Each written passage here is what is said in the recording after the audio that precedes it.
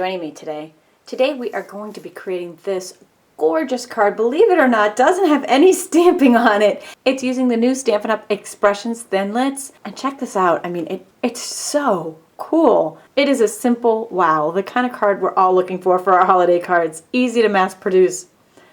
Let's get started. The depth of this card comes from the vanilla cardstock layered on each other. All of these dimensions are available on my blog simply by going to this URL, clicking the link in the description below, or if you're on YouTube, you can simply click on this video, and you can also purchase all of these supplies there as well. After we've cut our layers, I'll be using the Merry Thinlit from the Stampin' Up! Thinlits. We have Love and Thankful as well for Thanksgiving and Valentine's Day.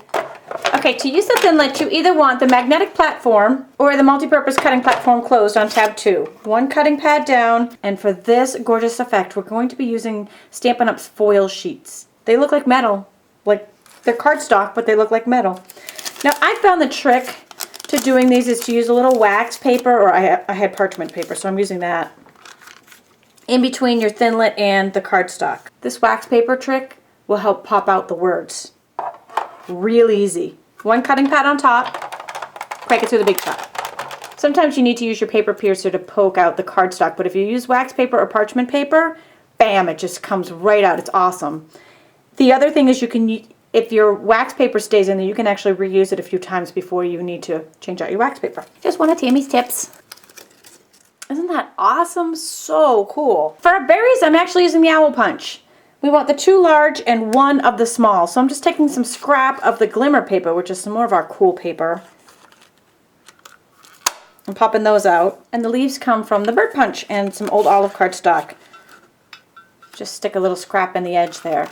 Pop that out. And now for some assembly. You can use mini glue dots on the back of this, but I actually preferred using the snail. Just gently put a little dab on the back, and that will just stick on our insert. The berries can go down with snail or mini glue dots. Same with the branch. And I just stuck the branch underneath some of the berries. Be using the stick-on pearl jewels for the center of the holly berries. Just gives it a little bling bling. Isn't that beautiful? To assemble all of the card panels to the card base, we'll be using Stampin' Dimensionals to give it a little pop. It's like one of those little dolls that you fit the pieces inside each other. What's the name of those? You know, the Russian dolls I'm talking about. I know one of you knows what I'm talking about. If you can remember it, leave the name of those stacking dolls in the comments below. And there's our card. So simple, so gorgeous, very easy to mass produce if you have a big mailing list, and it's a wow. It's gorgeous. Again, all the supplies available in my online store. Just click on the video or the link below. Dimensions are there as well. If you're new, be sure to subscribe. Tons more ideas coming. Thanks for joining me today.